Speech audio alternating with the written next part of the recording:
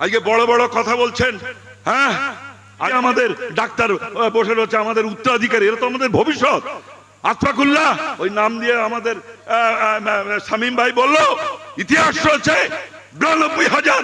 আজকে স্বাধীনতা সংগ্রামী যারা শহীদ হচ্ছে 62,000 হচ্ছে মুসলমান। তোর বাপের সম্পত্তি নরেন্দ্র মোদী, এখান থেকে মুসলমানদের তুমি তাড়াবে? তোমার বাপের সম্পত্তি পারবে না। একটা কঠিন পরিস্থিতির মধ্য দিয়ে আমরা যাচ্ছি 2014 সালের পর থেকে। স্বাধীনতার পরে এরকম অবস্থা ছিল না। আমাদের আজকের যিনি প্রধানমন্ত্রী নরেন্দ্র মোদী গুজরাটের মুখ্যমন্ত্রী ছিলেন, উনি 2014 সালে বলেছিলেন, ঠিক স্পর্শকাতর জায়গাগুলো ঘা দিয়েছিলেন। ভারতবর্ষ কৃষি প্রধান দেশ, 65% কৃষক আজকে কৃষির উপরে নির্ভরশীল। বলেছিল আমি ডক্টর স্বামীনাথন কমিশনের সুপারিশ লাগু করব। ওনার একটা রিপোর্টে বেরিয়েছে 1,30,000 কৃষক এই 10 বছরে 12টা রাজ্যের পরিসংখ্যান নেই। সেই 1,30,000 কৃষকের আজকে ফসলের দাম না পেয়ে হয় বিষ খেয়ে নয় গলায় দড়ি দিয়ে মরেছে। তাহলে আজকে কোন হিন্দু রাষ্ট্র করবে? সংখ্যাগরিষ্ঠ হিন্দু ভারতবর্ষের 80% হিন্দু। তাহলে 1,30,000 ওনার রিপোর্টে বলছে মারা গেছে। 12টা রাজ্যের পরিসংখ্যান নেই, পশ্চিমবাংলার মরলেই বলে স্বামী স্ত্রীর গন্ডগোল। তাহলে 1,04,000 যে কৃষক ভারতবর্ষে গলায় দড়ি দিয়ে মরেছে, তারা সব মুসলমান? তারা হিন্দু ভাই, তারা হিন্দু কৃষক ভাই। জিনিসপত্রের দাম বাড়ছে, গোটা ভারতবর্ষ ধ্বংস করে দিচ্ছে। 2 কোটি বেকারের চাকরি দেবো, কৃষককে বাঁচাবো, জিনিসপত্রের দাম কমাবো, জিরো ব্যালেন্সে 15 লাখ টাকা করে দেব। কিন্তু আমরা লক্ষ্য করলাম যে ওনারা ক্ষমতায় আসার পরে ভারতবর্ষের সংখ্যালঘু মুসলমানদের উপরে সাংঘাতিকভাবে আক্রমণ নামিয়ে এনেছে। কখনো জিহাদির নাম করে, কখনো লাভ জিহাদি, কখনো গোরক্ষক কমিটির নামে, কখনো উপাসনালয়ের নামে, কখনো নাগরিকত্বের নামে, কখনো ওয়াকফ সংশোধনী বিলের নামে, কখনো 3 তালাক নামে। সমস্ত 2014 সালের পরে গোটা ভারতবর্ষে সংখ্যালঘু মুসলমানদের কিভাবে আক্রমণ করা যায় সেই রাস্তায় বেছে নিয়েছে নরেন্দ্র মোদী। প্রতিবাদ হবে না? ওয়াকফ সম্পত্তি বলছে সরকারি যে সমস্ত সম্পত্তি রয়েছে লুট করে নেবে। এই যে দমদম বিমানবন্দর, ফোর্ট উইলিয়াম, আপনার যে ইডেনের খেলার মাঠ, সমস্ত কিছু রয়েছে ওয়াকফ সম্পত্তি। ওয়াকফ সম্পত্তি হচ্ছে, ওয়াকফ মানে হচ্ছে আল্লাহর নামে উৎসর্গিত সম্পত্তি। দেবে নাকি? নরেন্দ্র মোদী আইন করবে, এই সম্পত্তি সব দখল হয়ে যাবে, পাবেন না আপনি। আমি বিস্তারিতের মধ্যে যাচ্ছেন না, বলবেন আজকে বেছে বেছে এই সংখ্যালঘু মুসলমানদের উপরে আক্রমণ নামিয়েছে নরেন্দ্র মোদীর পরিচালিত এই বিজেপি সরকার। আরএসএস বিশ্ব হিন্দু পরিষদ দ্বারা পরিচালিত এই আরএসএস হিন্দু রাষ্ট্রের নাম করে কিন্তু হিন্দুদেরও ধ্বংস করছে। জিনিসপত্রের দাম বাড়লে তো মুসলমানদের দাম বাড়ছে না, কৃষক মরলে তো শুধু মুসলমান মরছে না। কিন্তু আপনাদের কাছে বলতে চাই, আর এই ওয়াকফ বিল নিয়ে যখন এখানে আন্দোলন প্রতিবাদ হচ্ছে, মমতা ব্যানার্জি বলছে ট্রেনে করে দিল্লি চলে যাও। কেন? গোটা ভারতবর্ষের তামাম যেখানে যেখানে মুসলমান আছে গোটা ভারতবর্ষ জুড়ে আন্দোলন হবে, পশ্চিমবাংলায় হবে হবে হবে। তোমার বাবার ক্ষমতা নেই আন্দোলন রক্ষা, তুমি বন্ধ করে দেবে, তোমার বাবার ক্ষমতা নেই, এখানে আন্দোলন চলবে।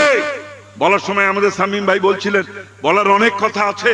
মমতা ব্যানার্জিকেও জানিয়ে রাখতে চাই আমরা যে আন্দোলন পশ্চিম বাংলার মাটিতে দাঁড়িয়ে এই মুসলমানরা করবে। আর আমাদের সঙ্গে সংখ্যাগরিষ্ঠ হিন্দু ভাইয়েরা রয়েছে। ওই যে বললো 5 জন সাংসদ রাজ্যসভায় আর আপনার লোকসভায় তারা তৃণমূল কংগ্রেসের ভোট দেয়নি, কিন্তু 200-র উপরে হিন্দু যারা হচ্ছে সাংসদ তারা তো এই ওয়াকফ বিলের বিরুদ্ধে ভোট দিয়েছে। তারা তো মুসলমান নয়, গোটা ভারতবর্ষ জুড়ে চলছে। মুসলিম মানে সন্ত্রাসবাদী।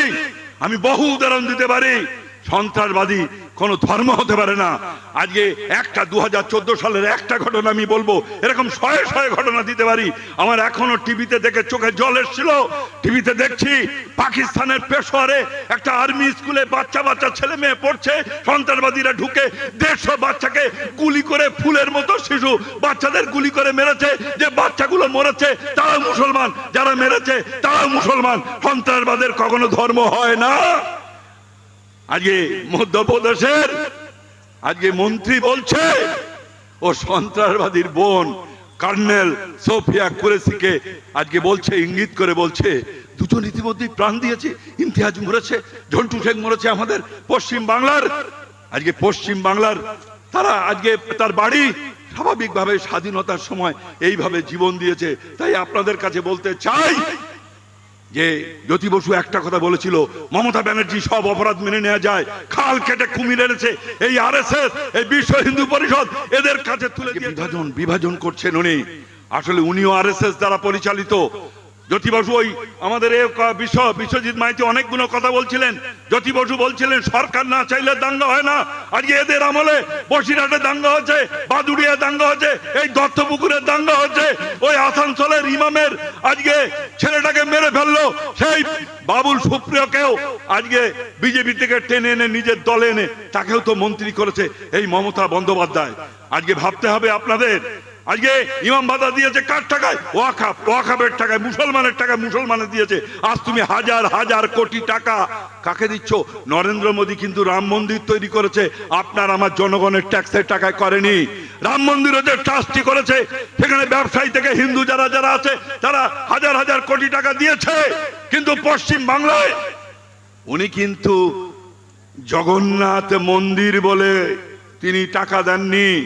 প্রায় 200 কোটি টাকার উপরে জগন্নাথ মন্দির, জগন্নাথ ধাম সাংস্কৃতিক চর্চার জায়গা। আজকে 1800 কোটি টাকার উপরে এ পর্যন্ত দুর্গা পুজোর জন্য দিয়েছে। 24,000 আজকে উনি আপনার পুরোহিত ভাতা দিচ্ছেন। 5,500-এর উপরে আজকে মন্দির সংস্কারের টাকা দিয়েছেন। আরতি ঘাট তৈরি করছেন, 240 কোটি টাকা দক্ষিণেশ্বরের মন্দিরে দিয়েছেন। 200 কোটি টাকার উপরে কালীঘাটের মন্দির সংস্কার করছেন। পারেন, উনি পারেন। আজকে ধর্মনিরপেক্ষ রাষ্ট্র, উনি পারেন। আজকে এইভাবে আপনার আমার ট্যাক্সের টাকা হাজার হাজার কোটি টাকা আজকে দিচ্ছে। আমি বলেছিলাম নির্বাচনের সময় নওশাদ সিদ্দিকী পীরের ঘরে তার জন্ম, মুসলমান, তাকে নামাজ পড়তে হবে, টুপি মাথায় দিতে হবে। অনেক কথা বলছেন যে ও সাম্প্রদায়িক। কেন কেন রাজনীতি করে? তুমি কি করছো? তুমি তো নন্দীগ্রামে দাঁড়াবার সময় 9টা মন্দিরে পুজো দিয়ে 10টার মাথায় গিয়ে তোমার কথায় খুঁটিতে লেগেছে, ব্যান্ডেজ করে নিয়ে তুমি নির্বাচনে বৈতরণী পার হলে। আর যেহেতু নওশাদ সিদ্দিকী আজকে মুসলমান, পীরজাদা ঘরের ছেলে, সে রাজনীতি করতে পারবে না। সত্যি কথা বললে তাকে অ্যারেস্ট করতে হবে। এই যে আমি একটা কথা বলে শেষ করব, আমি নওশাদ ভাইয়ের সঙ্গে আমি শেয়ার করছিলাম, আমি আজকের দিনে যে দাঁড়িয়ে দেখছি পশ্চিম বাংলায়, এই পশ্চিম বাংলা আমার চেনা নয়। আজকে বিভিন্ন জায়গায় এই যে সন্ত্রাসবাদী হামলার পরে বিভিন্নভাবে সোশ্যাল মিডিয়া, অনেকে ফেসবুকের এই যে মুঠো ফোন দেখেছেন, জানেন না